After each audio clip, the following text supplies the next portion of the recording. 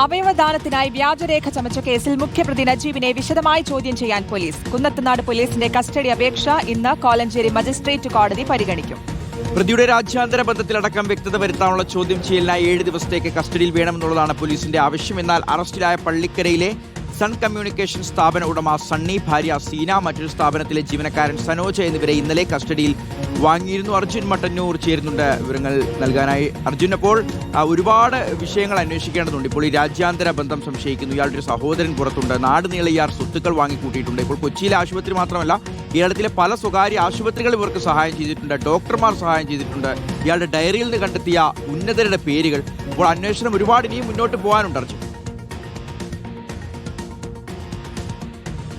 തീർച്ചയായും ഷിഹാസ്, അപകടകരമായ രീതിയിൽ വളർന്ന ഒരു വലിയ റാക്കറ്റാണ് ഇതിന് പിന്നിലുള്ളത് എന്നാണ് പോലീസ് പറയുന്നത്. സംസ്ഥാനത്തുടനീളം നെറ്റ്വർക്കുള്ള അത്തരത്തിൽ വലിയ സ്വാധീനമുള്ള ഒരു ശക്തിയാണ് ഇത് എന്നും പറയുന്നുണ്ട്. അതിൽ വിപുലമായ ഒരു അന്വേഷണം തന്നെ വേണം. പ്രത്യേക അന്വേഷണ സംഘമടക്കം രൂപീകരിക്കുകയും ചെയ്തിരുന്നു. ഇതിൽ ആശുപത്രികൾക്കുള്ള പങ്കാണ് ഏറ്റവും പ്രധാനപ്പെട്ട കാര്യം.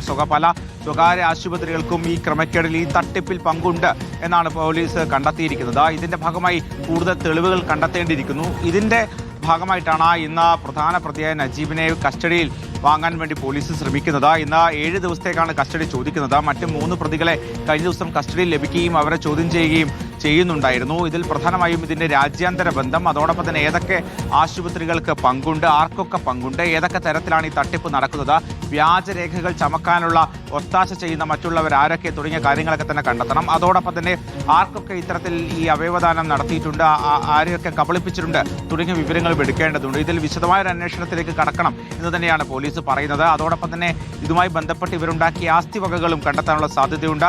സ്വാഭാവികമായും കേന്ദ്ര ഏജൻസികളടക്കം ഒരുപക്ഷെ വരാൻ സാധ്യതയുള്ള ഒരു ഗുരുതരമായ കേസാണിത്. അതിൽ വിപുലമായ അന്വേഷണത്തിലേക്കാണ് ഇപ്പോൾ പോലീസ് കടക്കുന്നത്. അതിന്റെ ഭാഗമായിട്ടാണ് കുന്നത്തുനാട് പോലീസ് ഇന്ന് കസ്റ്റഡി അപേക്ഷ കോടതിയിൽ സമർപ്പിക്കുന്നത്. ശരി, അർജുൻ മട്ടന്നൂർ.